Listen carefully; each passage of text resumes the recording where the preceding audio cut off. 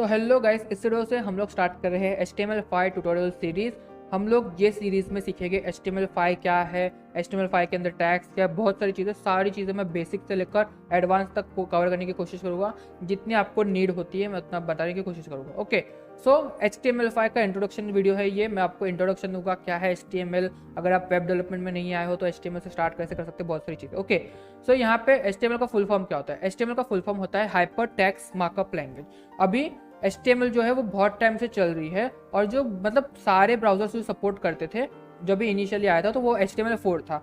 अभी HTML4 के अंदर बहुत सारे फ्लॉज थे जिसको ख़त्म किया HTML5 के अंदर। तो HTML5 इज लाइक हम लोग बोलते हैं कि सारे ब्राउजर में चल जाती है HTML5। ओके, इसका मतलब ये हुआ कि अगर आपका वेब पेज HTML5 के अंदर बना है, यानी कि उसके अंदर बहुत कम एरर्स है। ऑफकोर्स HTML5 के अंदर भी एरर्स है जो आगे जाके सॉल्व हो गए, बट हाँ ओवरऑल मैं बोलूँ तो HTML5 is the latest version of hyper text markup language.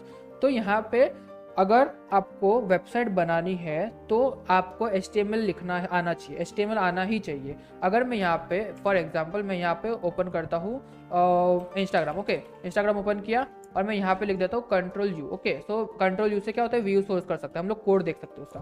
सो अगर मैं इसको जूम करके दिखाऊँ तो यहाँ पे आप देख सकते हो डॉक टाइप HTML लिखा हुआ है, HTML लिखा हुआ है। इसका मतलब क्या है कि ये जो वेब पेज है ये बना है HTML के अंदर। ओके, अब आपको समझ में आ रहा होगा।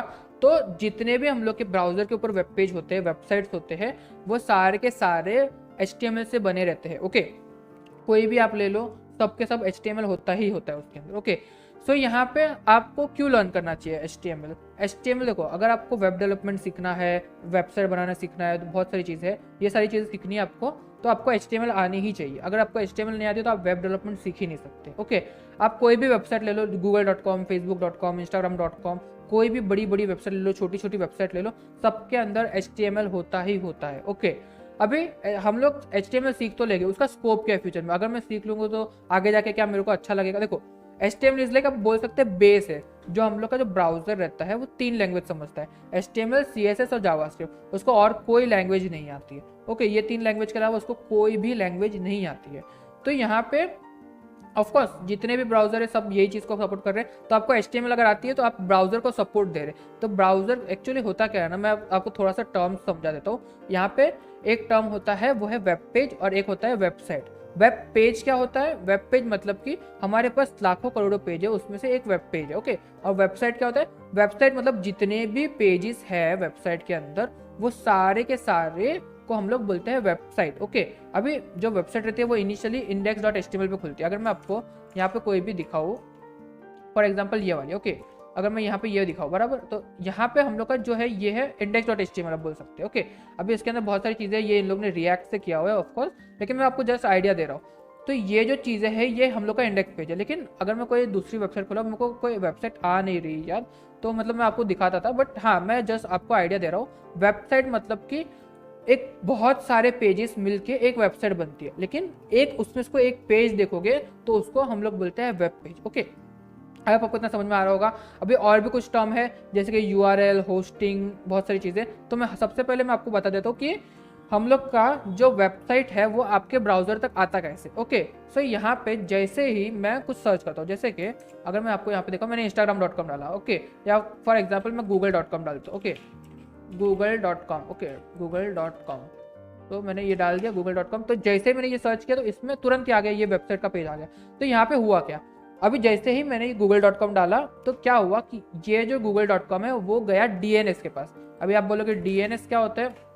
तो DNS बेसिकली आप बोल सकते हैं डोमेन नेम सिस्टम होता है। देखो ये जो दिख रहा है एक तरीके से ऐसा कुछ होता है। तो यहाँ पे होता ये है कि हम लोग का ये जो google.com है, ये google.com है, ये जाता है DNS के पास। वो पूछता है कि google.com की IP एड्रेस क्या है। IP एड्रेस मतलब internet protocol address. Okay, IP address वो एक छोटा सा कोड होता है। मैं अगर आपको बताऊँ IP एड्रेस, आपको देखो, आपको जब भी कोई चीज़ जाननी है ना तो वो गूगल कर लो। ओके, सो यहाँ पे आप देख सकते हो, सॉरी ओके ये देख लो, ये नहीं, IP एड्रेस हम लोग सर्च कर रहे थे। सो IP एड्रेस देखो, यहाँ पे देखो, ये देख रहे हो आप? तो यहाँ पे ये जो IP एड्रेस है जिसको हम लोग बोलते हैं IP एड्रेस, लाइक 128.1.0.1, ये जो है ये एक IP एड्रेस है। ये उन लोग ने एक रेंज दिया हुआ है, बट मैं जनरल आपको आइडिया दे रहा हूँ। अभी यहाँ पे ये दिखा हुआ मैं, तो यहाँ पे क्या है 63.225 ये करके कुछ तो लिखा हुआ है।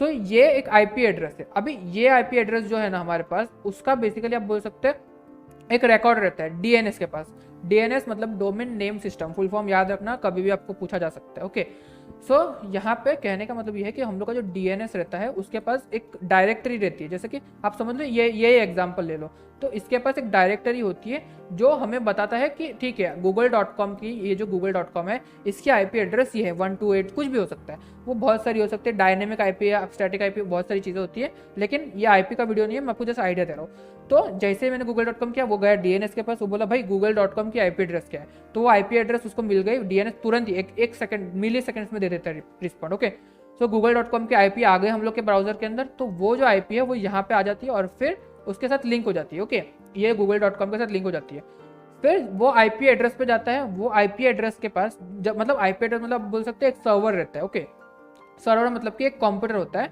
जो कंप्यूटर के अंदर हम लोग के HTML CSS जावास्क्रिप्ट की फाइल रहती है, तो वो फाइल को उठा के हमारे पास लाता है। फाइल यानी कि HTML CSS जावास्क्रिप्ट जो भी सर्वर पे फाइल्स होगी, वहां से हम लोग को सारी फाइल्स ला के देगा और हमारा ब्राउजर उसको दिखाएगा, HTML CSS और जावास्क्रिप्ट। मैं जनरल आइडिया दे रहा हूँ आपको, और भी बहुत सारी चीज़ें होती है। ओके, सो आई होप आपको समझ में आ गया होगा कि क्या होता है। अगर आपको अभी भी समझ में नहीं आया, मैं एक बार वापस से आपको समझा दूं। हम लोग की जो google.com है वो एक URL है, यूनिफॉर्म रिसोर्स लोकेटर बोलते हैं हम लोग उसको। तो वो जैसे ही आप एंटर करते हो तो वो जाता है डीएनएस के पास, डीएनएस के पास से आईपी एड्रेस लेके आता है और फिर वो आईपी एड्रेस के पास जाता है, वहाँ पे देखता है कि वो आईपी एड्रेस पे कौन सी फाइल्स है, तो वो फाइल्स को लेके हमारे पास आता है HTML CSS जावास्क्रिप्ट की फाइल, और हमें जो आउटपुट है वो दिखाता है। ओके, आई होप आपको समझ में आ रहा होगा। अगर आपको समझ में नहीं आ रहा है तो आप मुझे कमेंट करके बताना। मैंने एक वीडियो बनाया था होस्टिंग से रिलेटेड, तो उसमें मैंने थोड़ा सा एकदम अच्छे से समझाया है। ओके, सो अभी इसका स्कोप क्या है वेब डेवलपमेंट में, मैं आपको बोल रहा हूँ कि वेब डेवलपमेंट का बहुत ज़्यादा स्कोप है। और तो और देखो, अगर आप टेक फील्ड में आ रहे हो तो मैं रिकमेंड करूँगा कि हमेशा लर्निंग एटीट्यूड रखना। कुछ भी सीख रहे हो, कुछ भी पढ़ रहे हो, आपको हमेशा लर्निंग एटीट्यूड रखना है। बिकॉज हम लोग की जो वेब डेवलपमेंट की जो टेक्नोलॉजी है, जैसे कि jQuery, अभी jQuery बनी है जावास्क्रिप्ट से, बेसिकली चीज़ जावास्क्रिप्ट यूज़ हो रही है, लेकिन jQuery का अभी इतना मार्केट नहीं है जितना पहले था। ओके, वैसे ही करके अभी अभी रिएक्ट है, बराबर। तो रिएक्ट अगर आपने सीख लिया तो ऐसा नहीं है कि 5 साल भी बाद भी रिएक्ट ही चल रहा हो, ऐसा भी हो सकता है कि कुछ और आ गया हो। ओके, सो हमेशा टेक फील्ड के अंदर आपको लर्निंग एटीट्यूड रखना चाहिए। ओके, अभी यहाँ पे अगर आपको HTML सीखना है तो आपको क्या क्या चीज़ें चाहिए। सबसे पहले एक कोई भी नॉर्मल सा कंप्यूटर आप बोल सकते हैं, उसके अंदर VS कोड चल जाए। VS कोड मतलब एक कोड एडिटर होता है जिसको हम लोग बोलते हैं VS कोड। ओके, या फिर कोई भी एक कोड एडिटर ले लो, लेकिन मैं रिकमेंड करता हूँ कि VS कोड इज़ बेटर। अगर आपके पास कुछ आइडिया नहीं है तो VS कोड आप यूज़ कर सकते हो। ओके, सो यहाँ पे एक बेसिक कंप्यूटर, उसके अंदर लाइनक्स हो, उबंटू हो, या फिर कुछ भी हो, विंडोज हो, कुछ भी हो, तो आपको ये चीज़ होनी चाहिए। ओके, ऑफकोर्स यहाँ पे एक अच्छा सा ब्राउजर भी चल जाए उसके अंदर, एक कंप्यूटर जो कोड एडिटर और ब्राउजर दोनों को रन कर सके। ओके, मैं ब्राउजर लिखना भूल गया, I don't know why, but हाँ, ब्राउजर यानी कि क्रोम, मैं बेस्ट रिकमेंड करता हूँ, क्रोम इज़ बेस्ट। ओके, लेकिन फिर आप कोई भी एक ब्राउजर यूज़ कर सकते हो, माइक्रोसॉफ्ट एज भी यूज़ कर सकते हो। ओके, कोड एडिटर मतलब कि देखो, कोड एडिटर क्या होता है ना, अगर मैं यहाँ पे नोटपैड ओपन करके दिखाऊँ आपको, नोटपैड मैं यहाँ पे भी कोड कर सकता हूँ। ओके, अगर मैं यहाँ पे लिखूँ और यहाँ पे डॉक टाइप DOCTYP, फिर यहाँ पे HTML, तो ये देखो, ये दिख रहा है, मैंने इतना टाइप किया। अभी ये इतना टाइप करने को मेरे को इतना सारा टाइम लग गया, फिर अगर कुछ मिस्टेक हो गई तो उसको सही करो, तो ये वाला बहुत ज़्यादा एक इरिटेटिंग काम होता है। ओके, अभी अगर मैं आपको VS कोड खोल के दिखाऊँ तो यहाँ पे ये VS कोड ओपन हो रहा है। ओके, सो अभी ये हो गया ओपन। ओके, तो अभी यहाँ पे मैं अगर नई फाइल बनाता हूँ, यहाँ पे क्रिएट न्यू फाइल करके कुछ है क्या, यहाँ पे मैं यहाँ पे यहीं पे बना के देता हूँ न्यू फाइल। ओके, सो ये न्यू फाइल बना दी। अगर मैं इसको सेव करूँ index.html, ओके, index.html, इसको मैं सेव कर देता हूँ, कहाँ करूँ, डी में कर देता हूँ। ओके, तो यहाँ पे मैं डी में एक नया फोल्डर बना देता हूँ, HTML फाइल।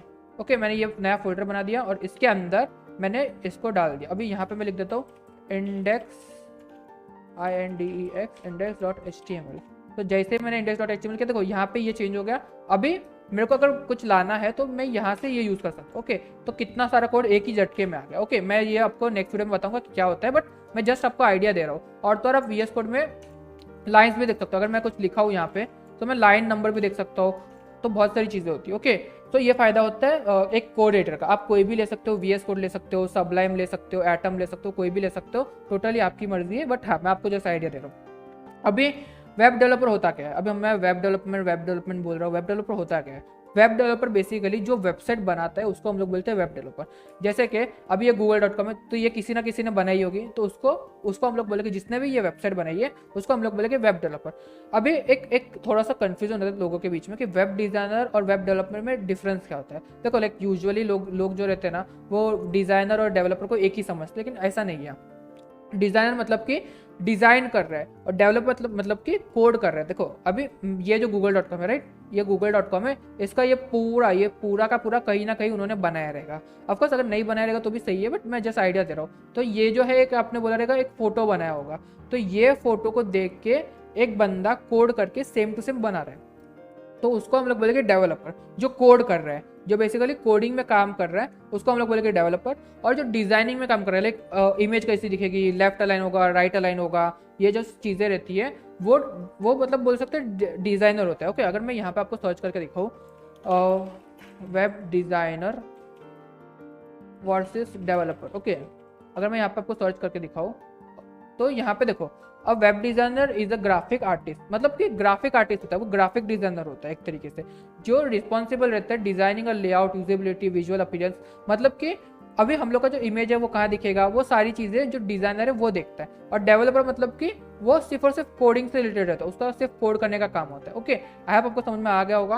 ऑफकोर्स थोड़ा सा बड़ा वीडियो हो गया, बट आपको ये चीज़ें समझ में आनी चाहिए। अगर नहीं आ रही है तो प्लीज़ मुझे कमेंट करके बताना, मैं आपको वापस से बता दूंगा, आपको कमेंट में बता दूंगा। ओके, सो मैं मिलता हूँ आपसे नेक्स्ट वीडियो के अंदर। अगर आपको कुछ भी डाउट है HTML से रिलेटेड, कुछ भी आपको सीखना है तो मैं आपको बता दूंगा। ओके, सो मैं मिलता हूँ आपसे नेक्स्ट वीडियो के अंदर। तब तक के लिए जय हिंद, वंदे मातरम, टाटा, बाय बाय।